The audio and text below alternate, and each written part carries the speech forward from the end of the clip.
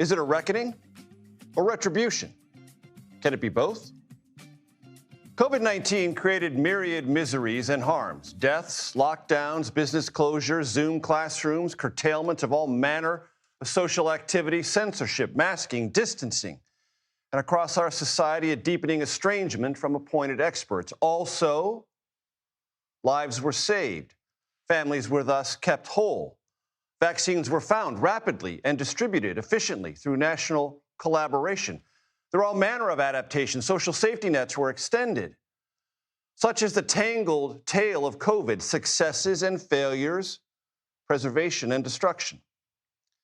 Scriptwriters obsess over origin stories. There are times when politicians do as well.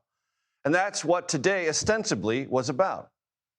A Senate committee led by Kentucky Republican Rand Paul, he is standing by, you see him there, and we'll hear from him in a moment, questioned Dr. Anthony Fauci about COVID, specifically what he knew, what he suspected about its origins, and federal funding on his watch that might have played a role in its creation. That's the origin story, even though another character in that story, the Chinese Communist government that tolerated substandard safety at the Wuhan Institute of Virology, jailed early whistleblowers, and destroyed much of the traceable COVID evidence, was given far less attention. Senator Paul considers Fauci the central figure in what went wrong. Here was part of his opening statement. You did not personally issue every lockdown order, close every school, or impose every mandate. But officials across the country invoked your authority to justify these decisions. And you presented your recommendations not as judgments open to debate, but as dictates of science itself. Your own words demonstrate that you understood the influence you exercised. And here is what the senator said about federal research under Fauci's direction that augmented so-called gain-of-function research, which explores ways to alter viruses in potentially helpful, but also sometimes hazardous ways. There is a dispute about that kind of research and the novel coronavirus. We should also note Senator Paul and Dr. Fauci don't even agree on what constitutes gain-of-function research. You could not hide that your agency had funded the Wuhan research or your long history of defending gain-of-function research. The only alternative left was to argue that COVID-19 did not originate in the Wuhan lab. You were not a detached observer. You had an institutional interest in the public believing that federally funded research had nothing to do with the pandemic. Paul, over the weekend, released unredacted diaries Dr. Fauci kept during the pandemic and pointed to contradictions between his private thoughts and public statements about COVID's origins. Paul then mentioned President Biden's pardon for Dr. Fauci that covers any and all actions from 2014 until the last day of Biden's presidency. A pardon may protect a person from criminal prosecution, doesn't rewrite history. It does not erase documents. It does not convert a misleading statement into a truthful one. And it does not prevent Congress from establishing what happened. Dr. Fauci, when he spoke to the committee, said he did not believe today was about what actually happened, but about something sinister. So sinister, he said, silence was his wisest option. However, given Senator Paul's obvious obsession with calling for my prosecution, his repeated slanderous comments about me, and recently his publicly releasing my unredacted personal diary aimed at embarrassing and intimidating me, the only conclusion I can reach is that the sole reason he is calling me before this committee is to get me to say something, anything, that could vindicate his repeated public pledges that I end up, in his words, quote, behind bars. Thus, Dr. Fauci more than 100 times invoked his Fifth Amendment right against self-incrimination. When witnesses do this, they tend to do it universally, creating a sort of theater of the absurd draped in a core constitutional right. Well, nothing says honesty like taking the Fifth, huh, Doc? Let's try something. What day of the week is it today? On the advice of counsel, I respectfully decline to answer based upon my rights under the Fifth Amendment to the Constitution. What color tie are you wearing?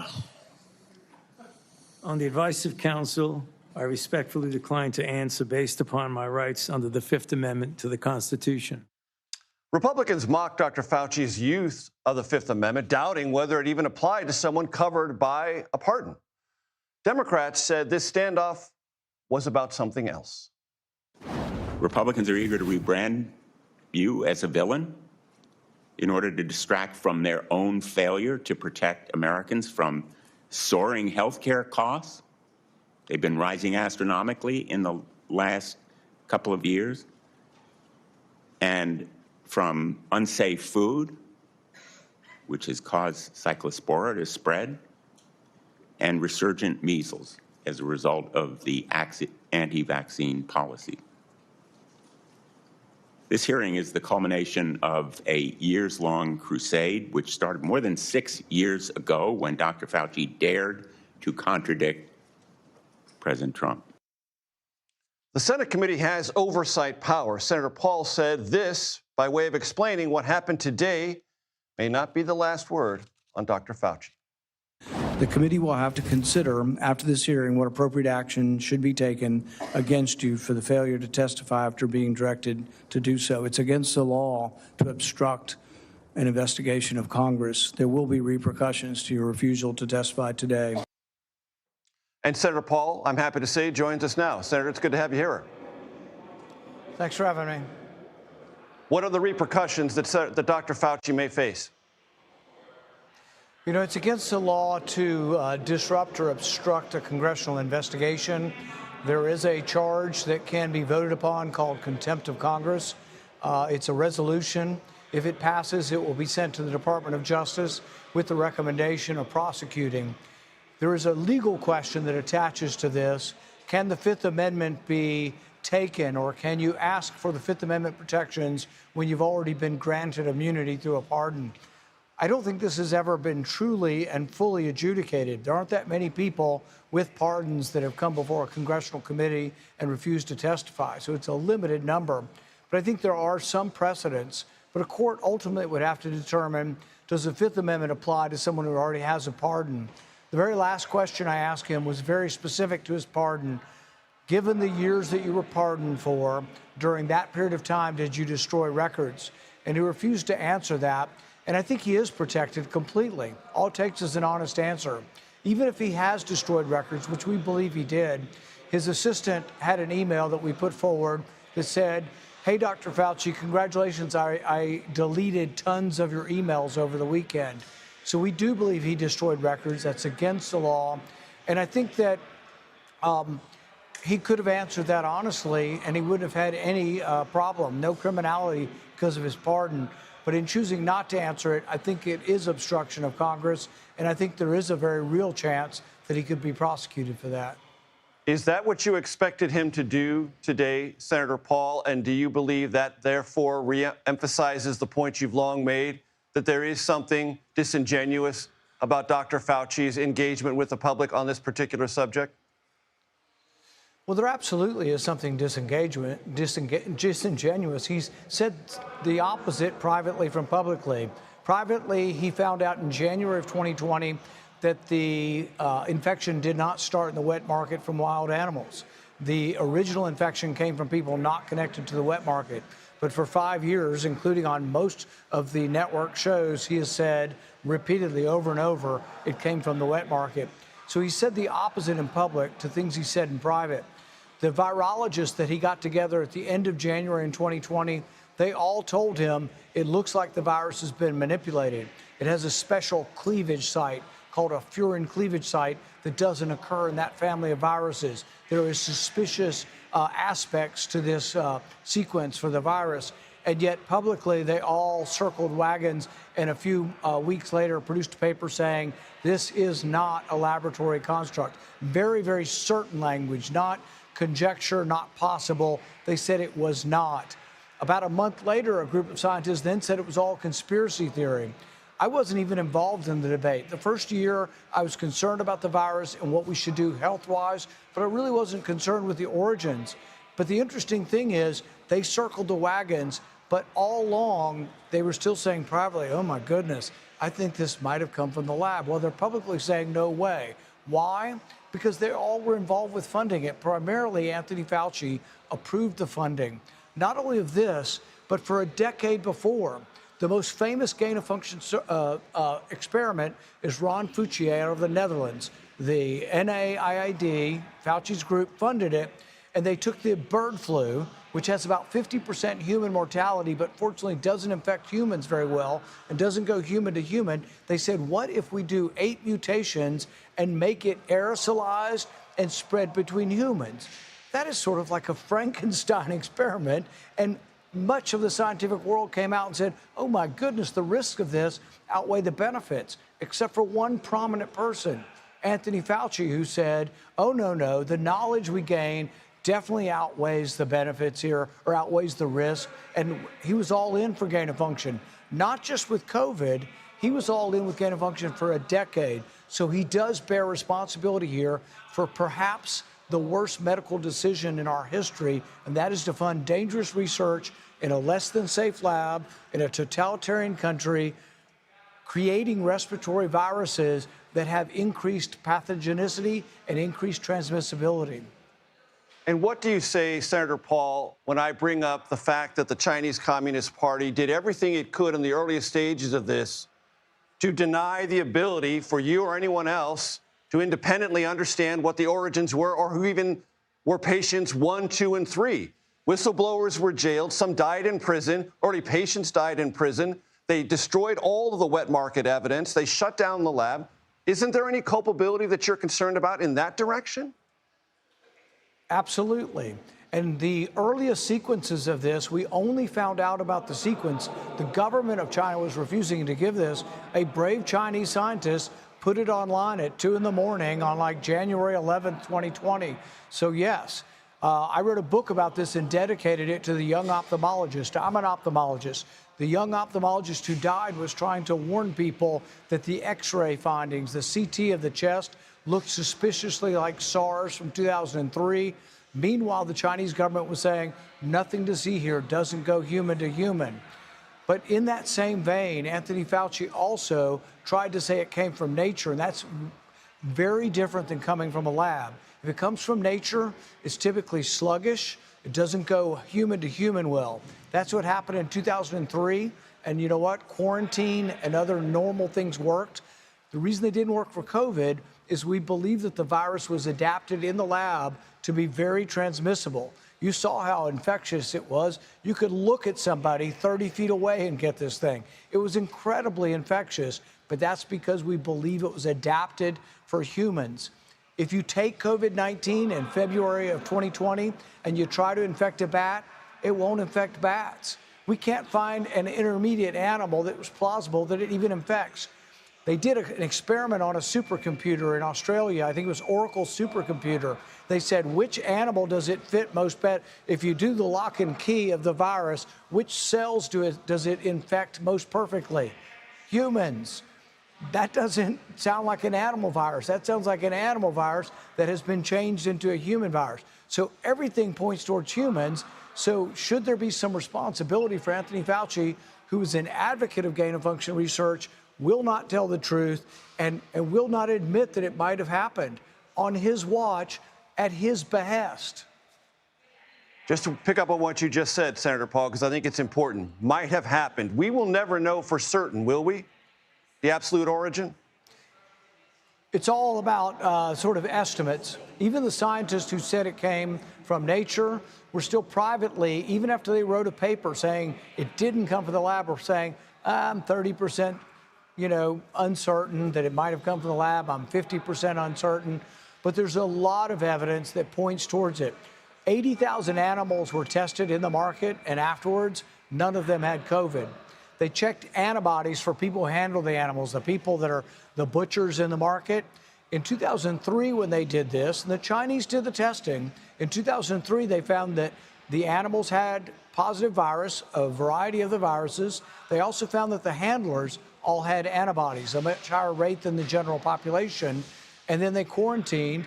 but the disease didn't go very fast. In 2002, 2003, only about 8,000 people got it. It had a 10% mortality. 800 people died, but quarantine worked. The reason quarantine didn't work here is this thing had been adapted so that it could be transmitted asymptomatically, which is even the opposite of most flus. One reason flus die out is because people are sick and they stay home. One, everybody gets the flu and they get immunity, but also people that are sick tend not to go out.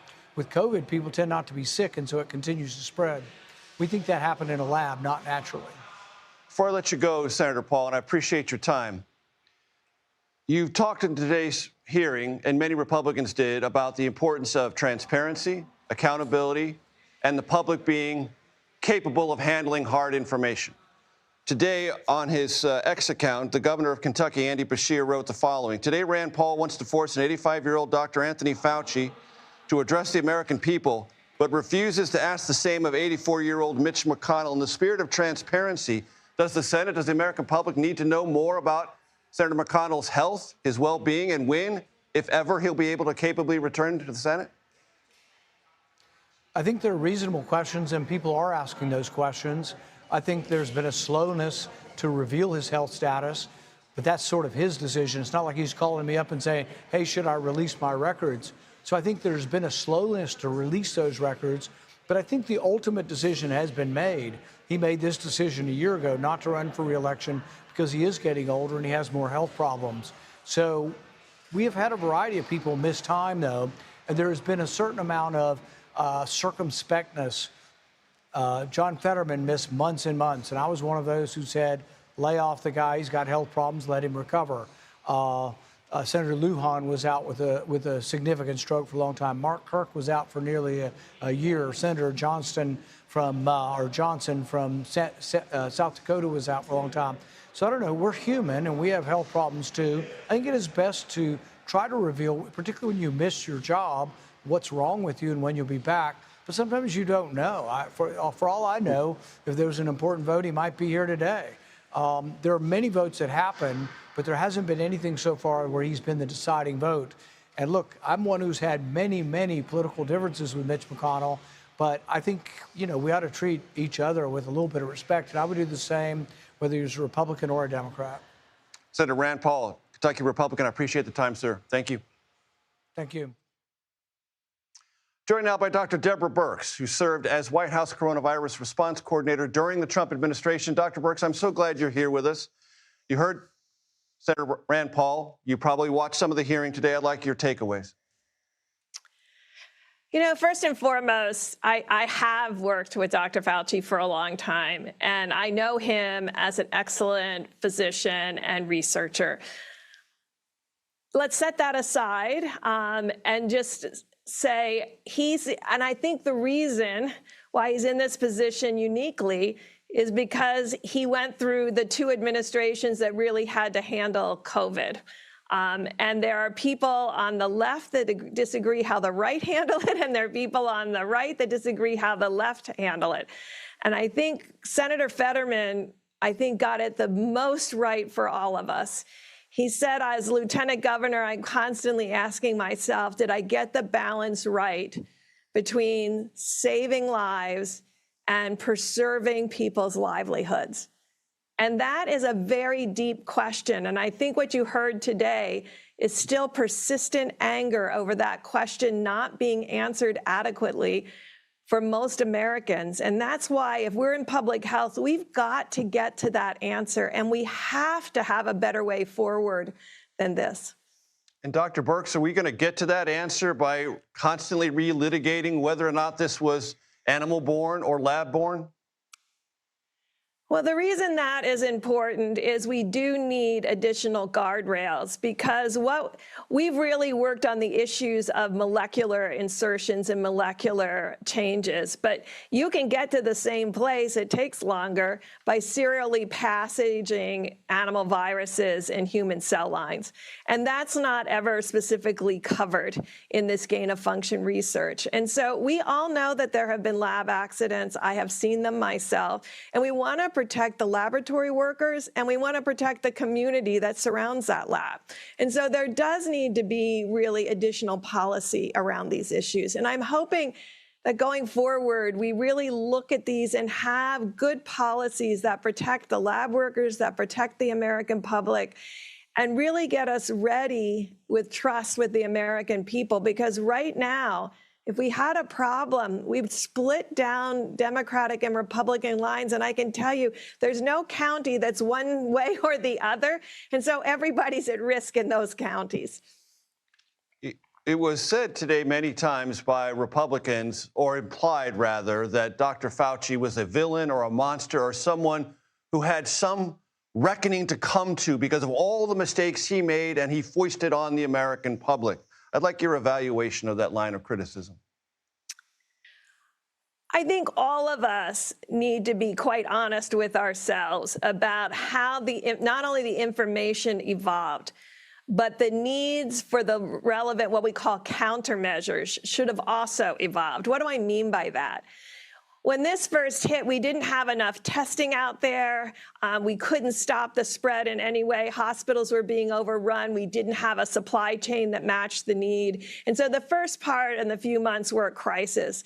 But once we got additional therapies, monoclonal antibodies, long-acting monoclonal antibodies, remdesivir, where there were actually additional treatments, then you can pull back on some of the mitigation.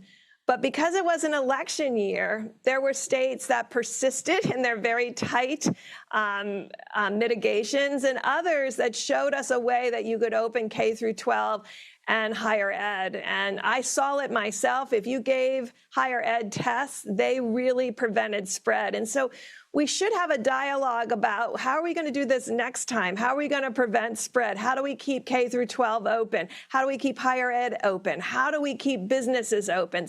And there's a way to do it. And then we have that roadmap, but we need to get that down in real concrete terms and have both the right and the left agree that that's the best way forward. Before I let you go, Dr. Birx, you know Dr. Fauci well. In his diaries, it is clear there are times he is captivated by his rising international fame. Is that a recognizable trait of his? Well, if you've been to his office, you can see that he has a lot of photos of his dealing with high-level influencers and presidents. That is something that means something to him. It doesn't mean something to me, so it's difficult for me to comment.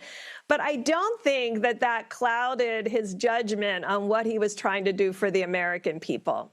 We all are human, and I hope we step back and allow Dr. Fauci that humanness, at the same time holding Dr. Fauci, myself, and others accountable to really make this a better response next time.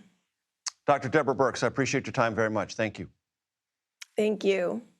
CBS News medical correspondent Céline Gounder joins me now. She's also an infectious disease specialist and served on Biden's transition COVID advisory board. Dr. Gounder, always good to have you with us. Your reaction to what you saw play out today in that Senate hearing? Yeah, a few different things. So one, the 80,000 animals that Senator Rand Paul just cited, actually, again, in his interview with you, that number is wrong in several different ways. So at the seafood wet market, the China CDC sampled over 450 specimens from 18 different species, but those species were not the species we think may actually have harbored SARS-CoV-2, the virus that causes COVID. They tested strays, they tested pets, they tested frozen merchandise and fish tanks, all of which, not surprisingly, came back negative. The animals we think are possibly the carriers, the hosts, are raccoon dogs, masked palm civets, and bamboo rats. And in fact, there was DNA from those three mammals concentrated with SARS-CoV-2 positive samples. That 80,000 figure actually relates to testing out in the provinces. Those were mostly routine livestock surveillance, not specific to the Wuhan wet market. And then finally, the animals in that wet market were removed on January 1st of 2020 before sampling could even begin. So we never got samples of the real candidate hosts. And that, if anything, was the cover-up here. And there are two issues. Where did it come from? And what, if any, relevance did any funding for a type of research, and gain of function has molecular and serial passage, have to do with it? And we don't have the answer to either of those all these years later. Sure. So the two leading hypotheses from the beginning were either a natural spillover event from wild animals into humans. That is actually how most historically infectious diseases have arisen, whether that is tuberculosis or measles or SARS or HIV, Ebola, the list goes on. That's in general how we've seen these things emerge. There have been the occasional lab accidents, not causing epidemics or pandemics, by the way, but that is one of the other hypotheses that has been entertained since the beginning. What are the things that argue for and against that? Well, for this lab incident hypothesis is the fact that the outbreak started in the city in China where China had its leading coronavirus lab. They were doing gain of function research, and sometimes at a lower biosafety level than we would typically use here in the United States. What is going for the natural spillover hypothesis? Well, first of all, that's historically how these things have happened. The earliest cluster of cases was linked to a single wet market in Wuhan. Now, that may not have been the initial introduction, which is one of the points Dr. Fauci was making in his diary, but rather the amplifier, where you have a lot of people together, a lot of animals together, where you can amplify, kind of think of it as a super spreader event. We also saw evidence of two separate introductions with slightly different variants of the virus weeks apart. And that would actually argue for a natural spillover, a lab accident, you see one event. And then the swabs, again, from the market that tested positive also carried DNA from mammals that are potential hosts for this. Dr. Céline Gounder, thank you for helping us roll up our sleeves for a full half hour on this very important topic. I appreciate it very much.